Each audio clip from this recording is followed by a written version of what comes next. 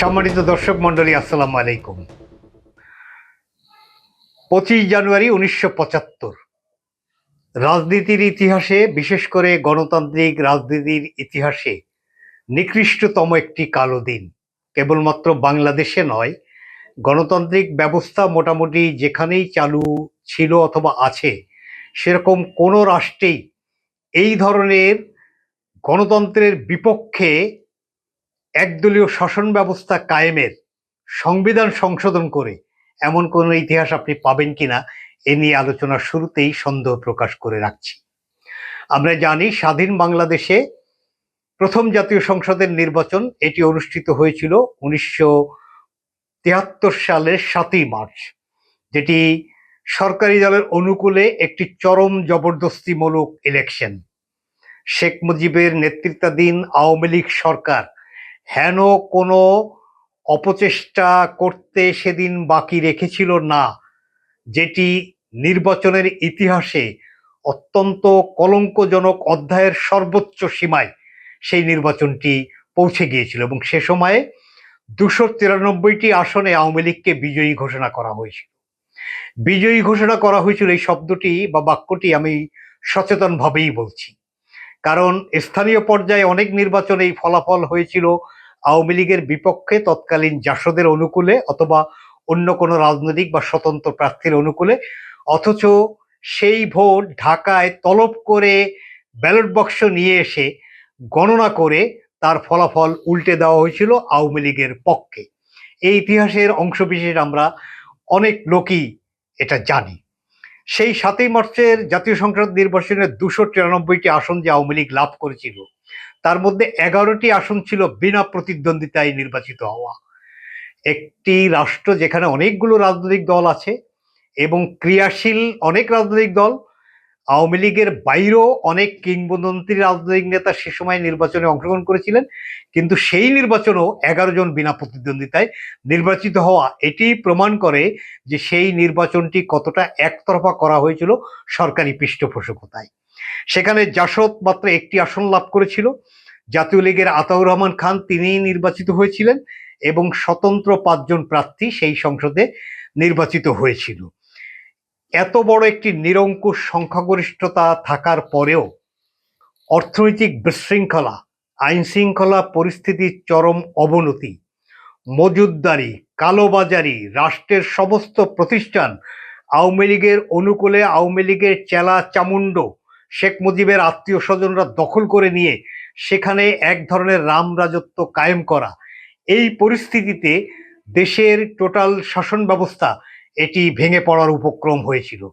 শেখ মুজিব নিজেও এটি নিয়ে চরম অশান্তিতে ছিলেন এবং এই পরিস্থিতি নিয়ন্ত্রণের নামে অর্থনীতির শৃঙ্খলা আনয়ন, আইন শৃঙ্খলা পরিস্থিতির উন্নতি ঘটানো এবং দেশকে একটি স্বাভাবিক অবস্থায় পরিচালিত করা, এই ধরনের ঘোষণা দিয়ে 1974 সালের 28 ডিসেম্বর শেখ মুজিব দেশে জরুরি অবস্থা জারি করেন। কিন্তু জরুরি অবস্থা জারি করার জন্য যে কারণগুলো তিনি বলেছিলেন সেগুলো আসলে এক ধরনের প্রতারণা। তিনি বরঞ্চ জরুরি অবস্থা জারি করে আরো অধিকতর স্বৈরচারী হয়ে ওঠার সুযোগটি গ্রহণ করেছিলেন। তিনি বিরুদ্ধ মতকে চরম নিষ্ঠুরভাবে দমন করেছিলেন। 30,000-এর মতো বিরুদ্ধ মত পোষণকারী রাজনৈতিক কর্মীকে তার সেই শাসন আমলে হত্যাকাণ্ডের শিকার হতে হয়েছিল। এমনকি এই যে আমাদের সময় সবচেয়ে আলোচিত একটি শব্দ এনকাউন্টার বা ক্রস ফায়ার, তারও জনক কিন্তু শেখ মুজিবুর রহমান। তার শাসনামলেই 1975 সালের 2রা জানুয়ারি বিপ্লবী রাজনৈতিক নেতা সিরাজ শিকদারকে ক্রস ফায়ার বা এনকাউন্টারে হত্যা করা হয়েছিল। তিনি পুলিশ কাস্টডিতে থাকা অবস্থায় হত্যাকাণ্ডের শিকার হয়েছিলেন, যদিও একটি গল্প চাপানো হয়েছিল যে তিনি পালাতে যেয়ে হত্যাকাণ্ডের শিকার হয়েছেন পুলিশের গুলিতে। কিন্তু সিরাজ শিকদার পালানোর লোক না, এটি যারা বাংলাদেশের ইতিহাস জানেন তারা নিঃসন্দেহে এই বিষয়ে একমত হবেন। এই ক্রসফায়ার বা এনকাউন্টারের মতো ঘটনা ঘটিয়ে সিরাজ শিকদারের মতো রাজনৈতিক নেতাকে হত্যা করে শেখ মুজিব সদম্বে সংসদে উচ্চারণ করেছিলেন, কোথায় সেই সিরাজ শিকদার। এটির মধ্য দিয়ে তিনি বিরোধী রাজনৈতিক দল বা নেতাকর্মীদেরকে মেসেজ দিয়েছেন, হয় শেখ মুজিবের আনুগত্য করো আর তা নাহলে রাজনীতি থেকে বিচ্যুত হও। এবং সত্যই 1975 সালের এই একদলীয় শাসন ব্যবস্থা, যেটি সংক্ষিপ্ত নাম বাকশাল, একটি মাত্র রাজনৈতিক দল বাংলাদেশ কৃষক শ্রমিক আওয়ামী লীগ, এই বাকশালের আওতায় সকলকে আসতে হয়েছিল, অথবা রাজনীতি থেকে তাকে বিচ্যুত হয়ে আন্ডারগ্রাউন্ড জীবনযাপন করতে হয়েছিল। এই ব্যবস্থা শেখ মুজিব মূলত তার শাসন ব্যবস্থাকে নিরঙ্কুশ করার জন্যই তিনি চালু করেছিলেন। আমরা জানি এই জরুরি অবস্থা জারি করেও, এত কিছু করেও শেখ মুজিব তারপরেও তিনি শান্তি পাননি। তিনি শান্তি পাওয়ার জন্য বেছে নিলেন যে বাংলাদেশের সকল রাজনৈতিক দল বিলুপ্ত করে একটি মাত্র রাজনৈতিক দলীয় ব্যবস্থা এটি কায়েম করতে হবে, এবং বাকশালের নামে সেইটি সেদিন সংবিধানের ৪র্থ সংশোধনী আনয়নের মাধ্যমে তিনি আইনি প্রক্রিয়ায় এই একদলীয় শাসন ব্যবস্থা তিনি কায়েম করেছিলেন। সেখানে এই একদলীয় শাসন ব্যবস্থা কায়েম করার প্রেক্ষিতে কয়েকটি ঘটনা আমি একটু ছোট্ট করে উল্লেখ করি। তৎকালীন সময়ে একজন তরুণ সংসদ সদস্য, যিনি প্রখ্যাত সাংবাদিক, ইত্তেফাকের প্রতিষ্ঠাতা এবং সম্পাদক তোফাজ্জল হোসেন মানিক মিয়ার পুত্র, একজন তরুণ ব্যারিস্টার মইনুল হোসেন, এবং বাংলাদেশের মুক্তিযুদ্ধের সর্বাধিনায়ক কর্নেল এম.এ.জি. ওসমানী, তারা দুজনে আওয়ামী লীগের সংসদ সদস্য ছিলেন। তারা এই বাকশাল প্রক্রিয়ায় সম্মত ছিলেন না এবং তারা জাতীয় সংসদ থেকে পদত্যাগ করেছিলেন, আওয়ামী লীগ থেকে পদত্যাগ করেছিলেন। কর্নেল ওসমানী তিনি মন্ত্রিসভা থেকে পদত্যাগ করেছিলেন, এবং তারা এই দিন সংসদে অনুপস্থিত থেকে তাদের সামর্থ্য অনুযায়ী তারা প্রতিবাদ করেছিলেন। আর বাকিরা সব হুক্কা হুয়ার মতো সেদিন এই একদলীয় শাসন ব্যবস্থার এই আইন বাকশাল ৪র্থ সংশোধনী এটি কায়েমে তারা নিজেরা নিজেদেরকে নিয়োজিত করেছিলেন। আরেকজন স্বতন্ত্র যে সংসদ সদস্যের কথা আমরা বলেছি, আতাউর রহমান খান, বাংলাদেশের রাজনীতির একজন অন্যতম কিংবদন্তি। তিনি এই বিলটি সংসদে যখন উত্থাপন হলো, তিনি কিছু বলার জন্য উঠে দাঁড়ালেন, তাকে বলতে দেওয়া হলো না। কয়েক মিনিটের আনুষ্ঠানিকতায় বিলটি পাশ হওয়ার পরে তিনি আবারও কথা বলার চেষ্টা করলেন, তাকে ধমক দিয়ে সংসদে স্পিকার বসিয়ে দিলেন। তিনি সংবিধানের অনুচ্ছেদ উল্লেখ করে, কার্যপ্রণালী বিধি উল্লেখ করে তিনি বক্তৃতা করতে চাইলে স্পিকার তাকে জানালেন যে ওই বিধি এবং ওই আইন ইতিমধ্যে সংবিধানের ৪র্থ সংশোধনী পাশ হওয়ার মধ্যে রহিত হয়ে গেছে। এমনকি এই বিলটি পাশ যেদিন হয়েছিল ২৫ জানুয়ারি ১৯৭৫, সেই দিনই তড়িঘড়ি করে এই বিলে রাষ্ট্রপতির স্বাক্ষর সংযুক্ত করে ওই দিনই এটিকে আইন হিসাবে কায়েম করে দেওয়া হলো। এতটা তড়িঘড়ি করে এই একদলীয় শাসন ব্যবস্থা সেদিন কায়েম করা হয়েছিল। ওই সময়ে বিলটি যেভাবে উত্থাপন করা হয়েছিল তার একটি সংক্ষিপ্ত সার আমি আপনাদের সামনে উপস্থাপন করছি। তৎকালীন আইনমন্ত্রী মনোরঞ্জন ধর কয়েক মিনিটে বিলটি উত্থাপন করেছিলেন। তার সার কথা ছিল এমন: নাম্বার 1, দেশের সব রাজনৈতিক দল বিলুপ্ত হবে। নাম্বার 2, রাষ্ট্রপতি জাতীয় দল গঠন করার জন্য প্রয়োজনীয় সব পদক্ষেপ গ্রহণ করবেন, কেবলমাত্র রাষ্ট্রপতি, সংসদ নয়। 3, সরকারি কর্মচারীরাও জাতীয় দলের সদস্য হতে পারবেন। অর্থাৎ এই ধরনের একটি আইনি বিধান থাকলে কোনো সরকারি কর্মচারী বা কর্মকর্তার পক্ষে বাকশাল থেকে দূরে থাকা সম্ভব। অর্থাৎ সেদিন সরকারি কর্মকর্তা কর্মচারীদেরকেও বাকশালের সদস্য হতে এই আইন দ্বারা বা এই সংশোধনী দ্বারা বাধ্য করা হয়েছিল। নাম্বার 4, জাতীয় দল কর্তৃক মনোনীত না হলে কোনো ব্যক্তি রাষ্ট্রপতি বা সংসদ সদস্য হওয়ার জন্য নির্বাচনে প্রতিদ্বন্দ্বিতা করতে পারবেন না। অর্থাৎ নির্বাচনে প্রতিদ্বন্দ্বিতা করতে হলেও, সেটি রাষ্ট্রপতি হোক, সংসদ সদস্য হোক বা অন্য কোনো নির্বাচন হোক, তাকে অবশ্যই বাকশালের সদস্য হতে হবে এবং রাষ্ট্রপতি কর্তৃক অনুমোদিত হতে হবে। কি ধরনের অগণতান্ত্রিক ফ্যাসিস্ট ব্যবস্থা লক্ষ্য করুন। এবং নাম্বার 5, যারা সংসদ সদস্য নির্বাচিত হয়েছেন তাদের রাষ্ট্রপতি কর্তৃক নির্ধারিত সময়ের মধ্যে জাতীয় দলে যোগদান করতে হবে। জাতীয় দলে যোগদান না করলে তারা সংসদ সদস্য থাকতে পারবেন না। অর্থাৎ ৭৩-এর নির্বাচনে যারা সংসদ সদস্য হয়েছিলেন তাদেরকে অবশ্যই জাতীয় দলের সদস্য হতে হবে, তা না হলে তার সংসদ সদস্য পদ এটি এই আইন অনুযায়ী অটোমেটিক্যালি বিলুপ্ত হয়ে যাবে। লক্ষ্য করুন অগণতান্ত্রিক ব্যবস্থার কি নিষ্ঠুরতম ইতিহাস শেখ মুজিবুর রহমান রচনা করেছিলেন। এই সংশোধনীর পরে সকল রাজনৈতিক দল তারা আন্ডারগ্রাউন্ডে যেতে বাধ্য হলো, আমি আগেই উল্লেখ করেছি। গণকণ্ঠ এই পত্রিকাটি সেদিন জাসদের মুখপাত্র হিসাবে ফাংশন করছিল। মূলত এটি জনগণের বা জনতার কণ্ঠই ছিল, কারণ শেখ মুজিবের শাসন আমলের চুলচেরা বিশ্লেষণ করে প্রকৃত সংবাদ যতটা সম্ভব এই পত্রিকাটি জনগণের কাছে উপস্থাপন করত। বাকশাল কায়েমের পরে প্রথমেই সেই গণকণ্ঠ পত্রিকার উপরে খড়ক নেমে আসলো। পুলিশ পাঠিয়ে পত্রিকা, অফিস, প্রেস এগুলো বন্ধ করে দেওয়া হলো। পত্রিকার সমুদয় সম্পত্তি রাষ্ট্রের অনুকূলে গায়ের জোরে বাজেয়াপ্ত ঘোষণা করা হলো। এবং এর পরেই 1975 সালের 16ই জুন সংবাদপত্র অধ্যাদেশ জারি করে দেশের সকল সংবাদপত্রের প্রকাশনা এটি বন্ধ করে দেওয়া হলো। ব্যতিক্রম শুধু 4টি দলীয় বা ব্যক্তি মুখপাত্র, 2টি বাংলা দৈনিক, 2টি ইংরেজি দৈনিক। বাংলা দৈনিক যথাক্রমে দৈনিক বাংলা এবং ইত্তেফাক, ইংরেজি দৈনিক বাংলাদেশ টাইমস এবং বাংলাদেশ অবজারভার। এই 4টি পত্রিকা রাখা হলো মুজিব বন্দনার জন্য। আর বাকি সকল পত্রিকা সেদিন এক খোঁচায়, কলমের এক খোঁচায় সেদিন বন্ধ করে দেওয়া হলো। হাজার হাজার সাংবাদিক সেদিন বেকার হয়েছিল। এই ব্যবস্থার মধ্য দিয়ে সর্বময় ক্ষমতা রাষ্ট্রপতির হাতে ন্যস্ত করা হলো। এমনকি রাষ্ট্রপতি এই ব্যক্তিকে সংবিধানের ঊর্ধ্বে স্থান দেওয়া হলো। এটি আমি একটু পরে ব্যাখ্যা করছি যে কিভাবে রাষ্ট্রপতি বা কোনো ব্যক্তিকে সংবিধানের উপরে স্থান দেওয়া হলো। এই ব্যবস্থা চালু করে রাষ্ট্রের 3টি যে প্রতিষ্ঠান, আইন বিভাগ, বিচার বিভাগ এবং নির্বাহী বিভাগ, 3টিকেই রাষ্ট্রপতির অধীনে অর্থাৎ শেখ মুজিবের অধীনে ন্যস্ত করা হলো। বিচারপতিদের অপসারণের ক্ষমতা রাষ্ট্রপতির কাছে হস্তান্তর করা হলো, যার কারণে কোনো বিচারকের পক্ষে রাষ্ট্রের মানে অনুকূলে, জনগণের অনুকূলে, ক্ষমতাধরদের প্রতিকূলে কোনো বিচার করার কোনো এখতিয়ার বা সুযোগ থাকলো না। যার কারণে এই আইনটি পাশ হওয়ার পরে অগণতান্ত্রিক আইন এবং সংবিধানের মূল চেতনা পরিপন্থী হওয়া সত্ত্বেও কেউ আর আইনি পদক্ষেপ গ্রহণ করতে পারলেন না, কারণ বিচারকরা এর বিপক্ষে রায় দিতেও সক্ষম থাকলেন না। তাদের ক্ষমতা, অধিকার এগুলো শেখ মুজিবের হাতে ন্যস্ত করে দেওয়া হলো সংবিধান সংশোধন করে। এবং এই যে আমি বলছি যে 4র্থ সংশোধনী, এর তফসিলে যে সমস্ত শর্ত জুড়ে দেওয়া হলো, লক্ষ্য করুন সেগুলো কতটা মারাত্মক। সংবিধানের 4র্থ সংশোধনীর 4র্থ তফসিলে 2টি মারাত্মক শর্তের কথা আমি উল্লেখ করছি। ক, এই আইন প্রবর্তনের অব্যবহিত পূর্বে যিনি বাংলাদেশের রাষ্ট্রপতি ছিলেন তিনি রাষ্ট্রপতি পদে থাকিবেন না এবং রাষ্ট্রপতির পদ শূন্য হইবে। লক্ষ্য করুন, একটি কলমের খোঁচায় যিনি রাষ্ট্রপতি ছিলেন তার পদ শূন্য হয়ে যাবে। খ, জাতির পিতা বঙ্গবন্ধু শেখ মুজিবুর রহমান বাংলাদেশের রাষ্ট্রপতি হইবেন এবং উক্ত প্রবর্তন হইতে তিনি বাংলাদেশের রাষ্ট্রপতি পদে বহাল থাকিবেন, যেন তিনি এই আইনের দ্বারা সংশোধিত সংবিধানের অধীনে রাষ্ট্রপতি পদে নির্বাচিত হইয়াছেন। সংসদ সদস্য কর্তৃক নির্বাচিত হওয়ার বিধানও এখানে থাকলো না। একজন আইনের দ্বারা অনেকটা গায়ের জোরে মাউবাড়ির আবদারের মতো তার পদ শূন্য ঘোষণা করে দেওয়া হলো। তিনি এটি জানলেনও, বুঝলেনও না, তার কিছু করারও থাকলো না। আর একজন অটোমেটিক্যালি রাষ্ট্রপতি ঘোষিত হইয়া গেলেন।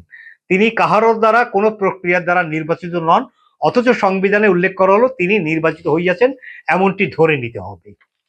এই যে অসাংবিধানিক, সংবিধানের বিধি বিধান আইন সংবিধান পরিপন্থী একটি ব্যবস্থা সেদিন চালু করা হয়েছিল।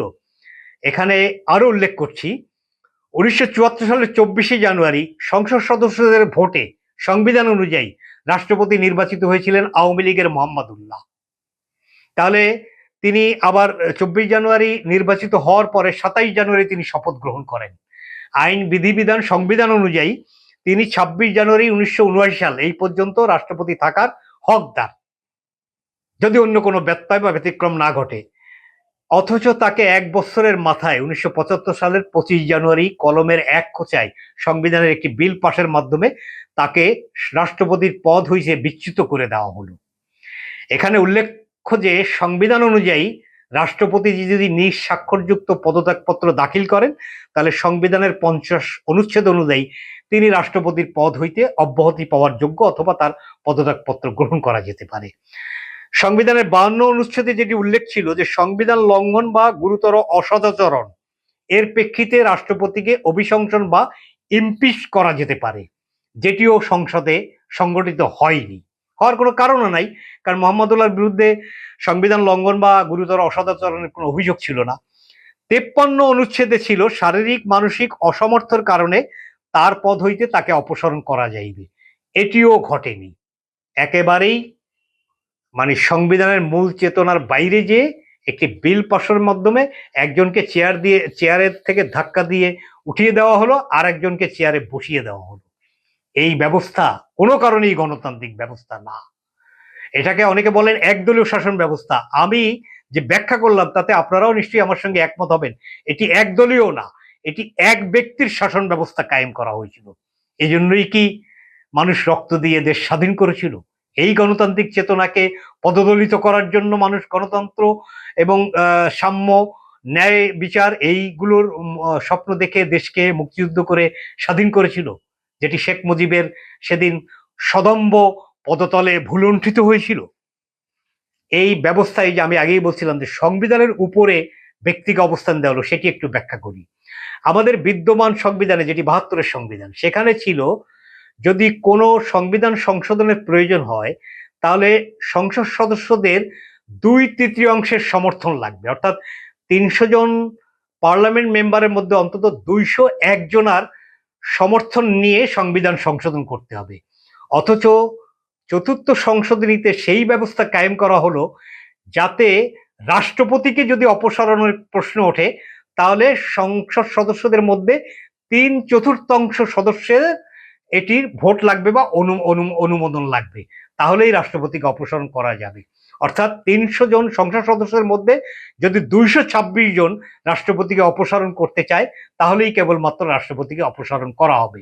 সংবিধানের চতুর্থ সংশোধনী বিল অনুযায়ী সংবিধান সংশোধন করতে যদি লাগে ২০১ জন, রাষ্ট্রপতিকে অপসারণ করতে যদি লাগে ২২৬ জন, তাহলে আমার এই কথা কি অযৌক্তিক যে সংবিধানের থেকেও ব্যক্তি অথবা শেখ মুজিব অথবা রাষ্ট্রপতি, তিনি সংবিধানেরও উপরে তাকে অবস্থান দেওয়া হলো? এই ব্যবস্থা চালু করার মধ্যে বাংলাদেশের, স্বাধীন বাংলাদেশের সূচনা লগ্নেই বাংলাদেশের গণতন্ত্রকে ভূলুণ্ঠিত করেছিলেন যিনি, তাকে জাতির পিতা হিসেবে আমাদেরকে সম্বোধন করতে একসময় বাধ্য করার চেষ্টা করা হয়েছিল। গণতন্ত্রের মানসপুত্র হিসেবে স্বীকার না করলে আমরা বাংলাদেশের নাগরিক নই, এমন একটি মনোভাব প্রকাশ করার ব্যবস্থা চালু হয়েছিল, আমরা দেখেছি। বাংলাদেশের রাজনীতির একজন ঘনিষ্ঠ কিংবদন্তি, অনেক বিতর্কও তাকে নিয়ে আছে, কিন্তু তার পাণ্ডিত্য নিয়ে নিশ্চয়ই আমরা কেউ বিতর্ক করব না। মওদুদ আহমেদ, তিনি শেখ মুজিবের শাসন আমলকে ঘনিষ্ঠভাবে দেখেছেন। তিনি তার বই বাংলাদেশ শেখ মুজিবুর রহমানের শাসনকাল, এখানে তিনি কয়েকটি উল্লেখযোগ্য বাক্য উল্লেখ করছেন, আমি সেটি আপনাদের সামনে একটু উল্লেখ করি। চতুর্থ সংশোধনীর ফলে এতদিনের সংগ্রামে গড়ে তোলা রাষ্ট্রের সকল গণতান্ত্রিক প্রতিষ্ঠান এক আঘাতে চুরমার হয়ে যায়। তিনি আরো বলেন যে আইনসভা সর্বোচ্চ সার্বভৌম প্রতিষ্ঠান ও আইনের দ্বারা চূড়ান্ত উৎস হিসাবে অবস্থান করছিল, তার রাষ্ট্রের জন্য কেবলমাত্র একটি অলংকারিক প্রতিষ্ঠানে পরিণত হয়। লক্ষ্য করুন যে সাংবিধানিক চেতনা, সেই সাংবিধানিক চেতনাকে ভুলুণ্ঠিত করা হলো ব্যক্তি স্বার্থে। সংবিধান একটা অলংকারিক প্রতিষ্ঠান, অলংকারিক বইয়ে পরিণত হলো এবং সংসদ একটি অলংকারিক প্রতিষ্ঠানে পরিণত হলো। ব্যক্তি হলো সকলের ঊর্ধ্বে এবং তিনি শেখ মুজিব। এই ব্যবস্থা বাংলাদেশে যারা চালু করেছিল তারা আবারও নানা প্রক্রিয়ায় নানা সময় ক্ষমতায় এসেছে। ২০০৮ সালে একটি বিতর্কিত নির্বাচনের মধ্য দিয়ে ভারতের প্রত্যক্ষ মদতে, রয়ের প্রেসক্রিপশনে বাংলাদেশে আওয়ামী লীগ পুনরায় একটি তাদের পুনর্জাগরণ ঘটে এবং তারপরে ইতিহাস তো আমরা জানি। ২০১৪ সালের নির্বাচনে আমি ১৫৩ মতান্তর ১৫৪ জন বিনা প্রতিদ্বন্দ্বিতায় নির্বাচন, ১৮ সালে দিনের ভোট রাতে হওয়া, প্রার্থী এবং প্রার্থীর সমর্থকদেরকে পুলিশ দিয়ে মাঠ ছাড়া করা, এবং লাস্ট ২০২৪ সালের আমি এবং ডামির নির্বাচন। ১৯৭৩ সালে যেমন ২৯৩ জনের সংসদ সদস্য, সেখানে সব আওয়ামী লীগ, এবং বাকি যারা ছিলেন তাদেরকেও বাকশালের মধ্য দিয়ে শেখ মুজিবের আনুগত্যের মধ্যে আনার আইনি প্রক্রিয়া। এবং আমরা ২০২৪ সালে দেখলাম যারা আমি মানে আওয়ামী লীগ হিসাবে কেউ লোক নির্বাচিত হলেন, আবার ডামি অর্থাৎ আওয়ামী লীগের উচ্ছিষ্টভোগী স্বতন্ত্র হিসাবে কিছু লোক নির্বাচিত হলেন, সেই নিরঙ্কুশ সংখ্যাগরিষ্ঠতা। আবার আরেকটি বসংবাদ গৃহপালিত রাজনৈতিক দল জাতীয় পার্টিকেও কিছু বানরের পিঠা ভাগ করার মতো আসন ভাগ করে দিয়ে তাদেরকে সংসদে আনালো, অর্থাৎ আমির কর্তৃত্ব পুনরায় প্রতিষ্ঠিত হলো সেই বাকশালের মতো। যার কারণে ২০২৩ সালের শেষের দিকে বিশ্ববিখ্যাত ম্যাগাজিন টাইমসে একটি নিবন্ধ ছাপা হয়েছিল যার শিরোনাম ছিল বাংলাদেশে এখন বাকশাল 2 কায়েম হতে যাচ্ছে। এবং কথাটি সত্য। সেদিন শেখ মুজিব বাকশাল কায়েম করেছিলেন, বাকশাল 1, পরবর্তীতে তার কন্যা শেখ হাসিনা বাকশাল 2 কায়েম করেছিল। 1975 সালের পরিণতি আমরা জানি, 2024 সালের 5ই আগস্টের পরিণতি আমরা জানি, এবং এই পরিণতির কথা স্মরণ করে আমরা বিদ্যমান সকল রাজনৈতিক দলের প্রতি আহ্বান জানাতে চাই, বাংলাদেশে আর কখনো যেন বাকশাল বা একদলীয় শাসন ব্যবস্থা, কর্তৃত্ববাদী শাসন, ফ্যাসিজম, স্বৈরতান্ত্রিক শাসন ব্যবস্থা ফিরে যাতে না আসে। আজকের দিনে বিদ্যমান সকল রাজনৈতিক দল, সকল নাগরিক, রাষ্ট্রের সকল প্রতিষ্ঠান আমরা এ বিষয়ে যেন শপথবদ্ধ হতে পারি এবং আমাদের দেশ একটি গণতান্ত্রিক ব্যবস্থা, সুষ্ঠু প্রক্রিয়া, একটি রাজনৈতিক মতাদর্শের বৈচিত্র্যময়তা, এগুলোর জন্যই আমরা আগামী দিনে পথ চলতে পারি। 1975 সালের 25 জানুয়ারির এই কালো দিবসকে স্মরণ করে আমরা যেন এই শপথ গ্রহণ করতে পারি, সেই আহ্বান এবং আশাবাদ ব্যক্ত করে শেষ করছি। আল্লাহ হাফেজ।